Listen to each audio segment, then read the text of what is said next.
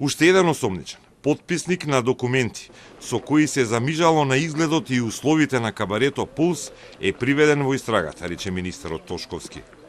Последното задржано лице се терети за тешки дела против општата сигурност во врска со предизвикување на општа опасност и во врска со член 353В, а истото е потписник на основен проект за издавање на кабаре клуб. Еден од документите кои што се потребни за да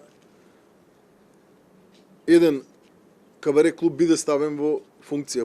Тошковски потврди и дека во Агенцијата за обезбедување, која без договор била ангажирана од кабарето Пулс, имало луѓе со кривични досиеа.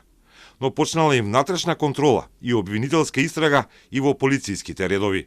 Работиме координирано со јавното обвинителство за гонење на организиран криминал, со одделението кое што е специализирано за полициски службеници, и во текот на наредните денови ќе ве известиме со тоа какви конкретни чекори ќе бидат превземени и против колку лица ќе биде утврдена одговорност, ако биде утврдена одговорност. И во врска со обезбедувањето, со Агенцијата за обезбедување, колку таа зафатила дел од кочене или со сопствени активности, односно со јавни набавки, во колку институции дали се проверува тоа, и колку од тие лица кои се ангажирани од таа Агенција за обезбедување поминуваат низ кривичната евиденција на Министерството за внатрешни работи како извршители на кривични дела во претходниот период. Во овој момент, согласно информациите кои што ги имаме и оние кои што можам да ги споделам со јавноста, постојат основни на сомнение дека управителот на подружницата заедно со дел од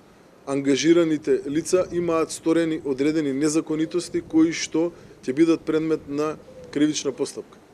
Едно од најголемите прашања е зошто поради непостапување се приведени само поранешни функционери и директори на институции, а не и нивните наследници, кои исто така не прогледале изминативе 8-9 месеци и не ги увиделе пропустите во дискотеката на смртта.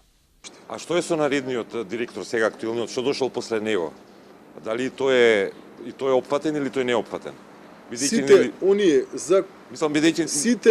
лица за кои што ќе утврдиме дека има конкретни действија кои што ќе бидат спротивни на закон, ќе превземеме соодветни постапки. Значи тој актуелниот вршил контроли, тоа да го резимираме.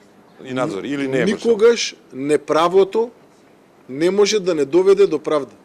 Што се однесува на приведувањето на екс-министерот Бектеши и поранешниот директор на пазарна инспекција Трајковски, министерот тврди дека еден е осомничен за непостапување, додека вториот и за непостапување и за пропусти во вршењето на функцијата, без да разјасни кој за што е.